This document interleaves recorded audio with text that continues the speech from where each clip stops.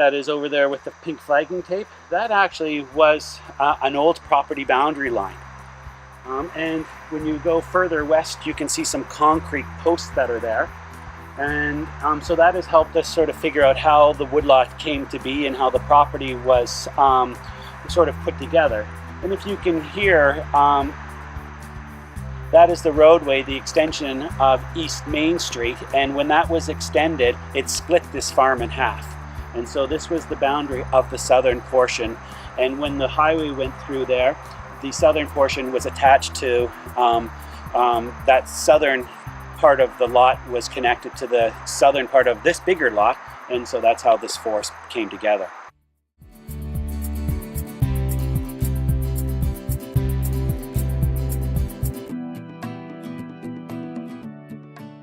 I wanted to bring you over to this side of the property because this is where we have a boundary with public lands. And behind this hedgerow is the Cooks Mills Community Center.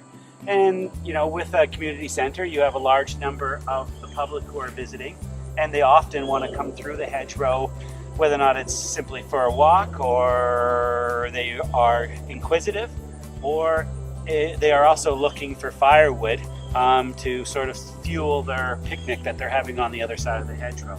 And so we're going to go into this part and just show you some of the things that we've done to try and where we're trying to be compatible with the uses that are right next to us. Here's one of the issues we have with our public neighbors. You can see we're not sure if they're just walking. It doesn't look like it's a vehicle that's moving in through here, but people are coming through this part of the boundary. So what we've done in the past is we've tried to block it with vegetation. In this case, we've generally used hawthorn because of the thorns that are there, and we position it into the gap to sort of block it off to make it less obvious to our neighbors that this is an opening and discourage them from crossing the property boundary line.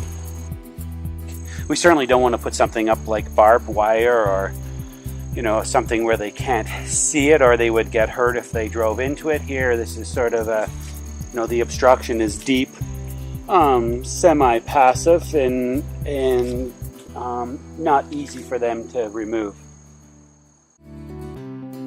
So we're just taking you up to this, our east boundary, which on our right is the community center, and on our left, which is the west, we have our forested property. And you know, again, we have put up the property red circles that indicate the property boundary line and no trespass. Supposed to be 4 inches in diameter, every 20 meters to have a red dot. A red dot means to you that there is no trespassing. A yellow dot means that you can trespass, but you need the property owner's permission. And of course, no dot means that no one has any concerns.